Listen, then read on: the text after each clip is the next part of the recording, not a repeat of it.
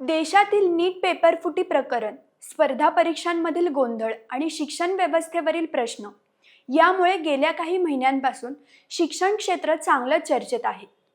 केंद्रीय शिक्षण मंत्री धर्मेंद्र प्रधान यांच्या राजीनाम्यानंतर आता आणखी 3 राज्यातील शिक्षण मंत्र्याच्या राजीनाम्यांची मागणी जोर धरू लागली आहे. आंध्र प्रदेश, तेलंगणा आणि पंजाबमध्ये वेगवेगळ्या कारणांमुळे शिक्षण विभागावर प्रश्नचिन्ह उपस्थित करण्यात येत असून विरोधकांनी संबंधित मंत्र्यांच्या राजीनाम्याची मागणी केली आहे. नेमकं या 3 राज्यांमध्ये काय घडलं? कोणत्या आरोपांमुळे शिक्षण मंत्री अडचणीत आले आणि याचा देशाच्या शिक्षण व्यवस्थेवर काय परिणाम होऊ शकतो? आजच्या व्हिडिओमध्ये याच विषयाचा सविस्तर आढावा घेणार आहोत. नमस्कार, मी तन्वी आणि तुम्ही पाहत आहात सत्ता मंच. बातमी नव्हे तर बातमी मागचं विश्लेषण.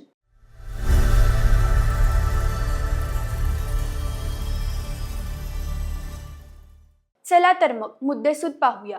मुद्दा क्रमांक 1.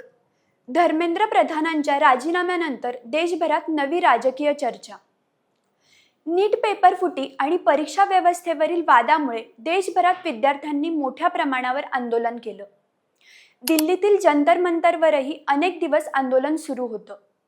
या पार्श्वभूमीवर केंद्रीय शिक्षण मंत्री धर्मेंद्र प्रधान यांच्या राजीनाम्याची मागणी सातत्याने होत होती. त्यानंतर त्यांच्या राजीनाम्यानंतर शिक्षण मंत्रालयाची जबाबदारी प्रल्हाद जोशी यांच्याकडे देण्यात आली. मात्र हा वाद इथेच थांबला नाही. आता विविध राज्यातील शिक्षण व्यवस्थेवरही प्रश्नचिन्ह उपस्थित होत असून तेथील शिक्षण मंत्र्यांच्या राजीनाम्याची मागणी सुरू झाली आहे. मुद्दा क्रमांक 2. आंध्र प्रदेशात नारा लोकेश यांच्यावर आरोप. आंध्र प्रदेशमध्ये DSC भरती परीक्षेत कथित गैरव्यवहार झाल्याचा आरोप करत YSR काँग्रेसचे प्रमुख जगनमोहन रेड्डी यांनी शिक्षण मंत्री नारा लोकेश यांच्या राजीनाम्याची मागणी केली आहे. मात्र नारा लोकेश यांनी हे सर्व आरोप फेटाळून लावत आपल्या राजीनाम्याची मागणी करणाऱ्यांनी आधी स्वतःची नैतिक जबाबदारी तपासावी अशी प्रतिक्रिया दिली आहे. मुद्दा क्रमांक 3. तेलंगणात शुल्क प्रतिपूर्तीवरून सरकारवर निशाणा. तेलंगणामध्ये शिक्षण शुल्क प्रतिपूर्ती योजनेतील 12,000 कोटी रुपयांची थकबाकी हा मोठा राजकीय मुद्दा बनला आहे. भाजपचे प्रदेशाध्यक्ष N रामचंद्र राव यांनी मुख्यमंत्री रेवंत रेड्डी यांच्याकडे शिक्षण खातं असल्याने विद्यार्थ्यांची थकबाकी भरता येत नसेल तर त्यांनी शिक्षण खात्याची जबाबदारी सोडावी अशी मागणी केली आहे. याशिवाय नीट पेपर फुटीच्या पार्श्वभूमीवर हैदराबादमध्ये झालेल्या आंदोलनांवरूनही राज्य सरकारवर विरोधकांनी टीका केली आहे. मुद्दा क्रमांक 4. पंजाबमध्ये प्रश्नपत्रिका फुटीचा आरोप. पंजाबमध्ये कथित फार्मसी परीक्षेची प्रश्नपत्रिका फुटल्याचा आरोप समोर आला आहे. दिल्लीचे कॅबिनेट मंत्री मनजिंदर सिंह सिरसा यांनी या प्रकरणावरून पंजाब सरकारवर जोरदार टीका करत संबंधित शिक्षण मंत्र्यांच्या राजीनाम्याची मागणी केली आहे. त्यांचा आरोप आहे की लाखो रुपयांच्या देवाणघेवाणीनंतर प्रश्नपत्रिका फुटली आणि त्यामुळे हजारो विद्यार्थ्यांचं नुकसान झालं. तसेच या प्रकरणात आम आदमी पक्षाची भूमिका दुटप्पी असल्याचाही आरोप त्यांनी केला आहे. मुद्दा क्रमांक 5. शिक्षण व्यवस्थेवर वाढत चाललेले प्रश्न. देशभरात विविध स्पर्धा परीक्षा, भरती प्रक्रिया आणि प्रश्नपत्रिका फुटीच्या घटनांमुळे विद्यार्थ्यांच्या परीक्षा व्यवस्थेवरील विश्वास डळमळीत होत असल्याची चिंता व्यक्त केली जात आहे.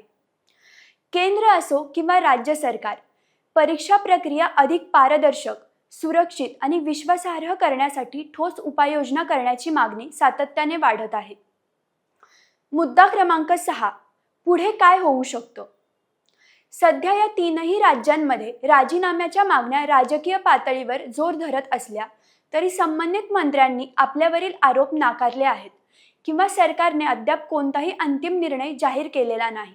त्यामुळे येत्या काही दिवसात या प्रकरणांमध्ये चौकशी, राजकीय आरोप प्रत्यारोप आणि पुढील निर्णय याकडे देशाचं लक्ष लागलेलं असेल.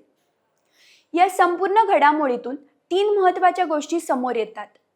पहिली, केंद्रीय शिक्षण मंत्री धर्मेंद्र प्रधान यांच्या राजीनाम्यानंतर शिक्षण व्यवस्थेवरील चर्चेला आणखी वेग आला आहे. दुसरी, आंध्र प्रदेश, तेलंगणा आणि पंजाबमध्ये वेगवेगळ्या कारणांमुळे शिक्षण विभाग आणि संबंधित मंत्र्यांवर विरोधकांकडून दबाव वाढताना दिसत आहे. तिसरी, परीक्षा व्यवस्थेतील पारदर्शकता, भरती प्रक्रिया आणि विद्यार्थ्यांचा विश्वास पुन्हा निर्माण करणं हे आता केंद्र आणि राज्य सरकारांसमोरील मोठं आव्हान ठरणार आहे.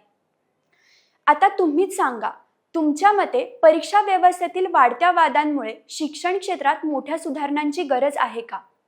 आणि अशा प्रकरणांमध्ये संबंधित मंत्र्यांनी नैतिक जबाबदारी स्वीकारून राजीनामा द्यावा का? तुमचं मत आम्हाला कमेंटमध्ये नक्की कळवा. व्हिडिओ आवडला असेल तर लाईक करा, शेअर करा आणि सत्ता मंच या यूट्यूब चॅनलला सबस्क्राईब करायला विसरू नका.